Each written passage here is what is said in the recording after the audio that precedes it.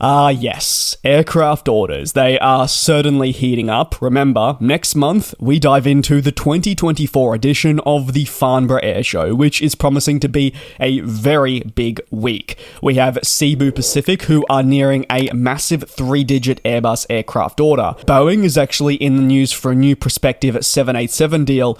And lastly, there is also focus on Boeing's orders and deliveries, which are continuing to see drops. Let me begin with Cebu Pacific, who are looking set to become the latest airline to commit to the A320neo family, with an order in the pipeline as reported by sources of Bloomberg. The Philippine-based carrier is eyeing a purchase of almost 150 A320neo family jets, which would of course aid its fleet growth ambitions. Cebu Pacific has made it clear over recent months it wants to double its fleet and seize existing and emerging markets by offering service to them. As part of those ambitions, the requirement for next-generation aircraft, such as the A320neo family, has become a key priority. They know they need more planes. Unfortunately, though, for the airline, it has been negatively impacted by the ongoing Pratt & Whitney engine saga, forcing multiple planes to be grounded. Despite this grounding, the airline has looked to mitigate losses through the leasing market by acquiring other aircraft on a more short-term basis, and while this is far from ideal, they wouldn't be the only airline going down this avenue. Cebu Pacific are reportedly set to announce this deal potentially as early as the 2024 Farnborough Air Show. Ultimately, the carrier wouldn't be the first, as I stated, nearing a deal around this timeframe, and using the air show as the prime time to unveil it. Air shows such as the one taking place at Farnborough, and you could extend this over to Paris, Singapore, and Dubai, attract the world's attention to industry developments and provide platforms for whether it be airlines or companies to announce groundbreaking news. And from an aviation enthusiast standpoint, well, your aircraft orders are definitely going to be at the forefront of focus. Cebu Pacific has been long committed to Airbus aircraft, and this new order will follow a similar path. While Cebu was obviously open to all options, including the popular 737 MAX series, these sources report that Airbus is now the clear frontrunner. As the A320neo family has become a lot more diverse in the last 5 to 10 years, with now several options, the makeup of the deal has not been publicly disclosed, and the agreement still needs to be finalized. This including your variants, slots, engines, and much more that have to be considered before we get that formal announcement, which hopefully will come next month. And ultimately, Cebu Pacific are not the only new order that is in the works. Moving over to Gulf Air, and they're reportedly looking to purchase additional aircraft, as they also want to boost their fleet and expand their network. As part of the growth plans, the airline is looking towards none other than the 787 Dreamliner from Boeing, and this is an aircraft that is already familiar with, as it is operational in the business.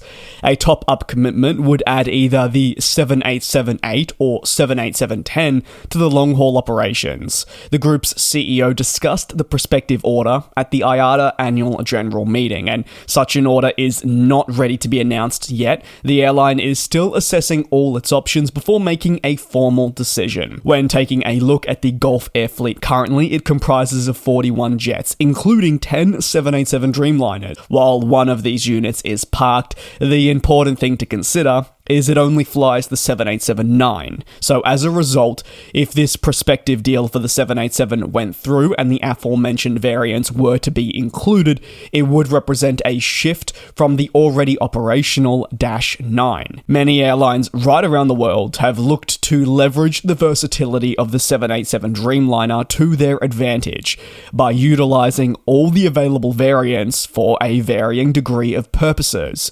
United Airlines remains one of the leading examples of utilizing the 787 family to its advantage across various missions, whether it be the 787-9 heading on your long-haul routes through to as far as Australia and generally the Oceania region, to the 787-10 with its high capacity being really important on those in-demand services that United sees itself on. Take a look over at Australian flag carrier Qantas, and they've actually been using the 787-9 for some time now, but a most recent order for the 787-10 presents new and unique opportunities for the airline to use the Dreamliner's capabilities across a host of different missions, depending on performance, capacity, and of course, much more. Gulf Air believes purchasing a new widebody is important for them to maintain high standards and align with those growth targets.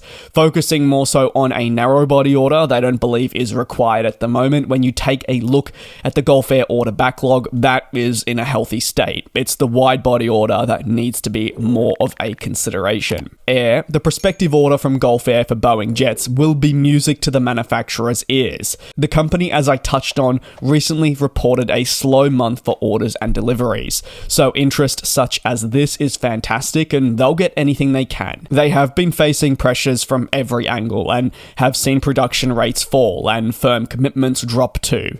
As Boeing risks falling further behind Airbus, orders such as these, which are in the works, will be important for them so as not to lose too much ground. And staying with Boeing, it's time to reflect on the month that was of May, where they reported another slow month as they continue to grapple with investigations and many other related difficulties.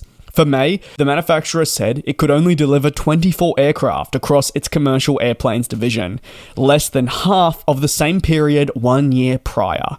Of the 24 aircraft delivered in the month, 19 were for the 737 MAX family, which also nearly represented a 50% reduction year over year. This, though, aligns with Boeing's current production rates, which are far from optimal. And considering the 737 MAX is its best performing aircraft, when you do see production rates slashed in recent months, you are going to see an ultimate negative effect on their performance. They can't, say, deliver 60 787s in a single month. The MAX normally accounts for the bulk of those, similar over at Airbus to the A320neo family. Furthermore, order tallies stagnated with only 4 orders being recorded, those all from EVA Air, who committed further to the 787 series to boost their long-haul fleet. When factoring in cancellations and conversions, Boeing's net total order tally for the calendar year stands at 103, but then this figure was further adjusted to reflect backlog, and that meant it reached 130. July's edition of the Farnborough Air Show, as I touched on a little bit earlier, will be important for Boeing to potentially announce, or at the very least, get closer to securing landmark contracts with customers. We know there are several major airlines in talks to place pretty big aircraft orders, and the American plane maker, despite its difficulties, will want to be best positioned to obtain at least the most of these contracts that it can. If Boeing can't secure these, it risks falling further behind Airbus and faces a trek up a larger mountain to reclaim the world's largest and arguably what many would put forward as the best manufacturer title that, remember, it held for such a long time before this downfall really did ensue. It is important to understand, though, that Boeing has faced continued production difficulties as it's faced restrictions. We know the FAA barred an increase in production, and Boeing agreed. They believed that the implications to the turnaround efforts, if production was to increase, would be too big. As a result of all of this, delays have spiraled out of control as airlines await new planes, and then months and months and months of waiting are required. These delays have a financial impact on all fronts, and unfortunately for Boeing, are far from optimal. You can let me know your thoughts down below in the comments. That's going to conclude today's aviation recap. Thank you very much for your support here on the channel, and I'll see you at midnight local time, at least here in Australia, for another one of these uploads tomorrow. And we'll fly.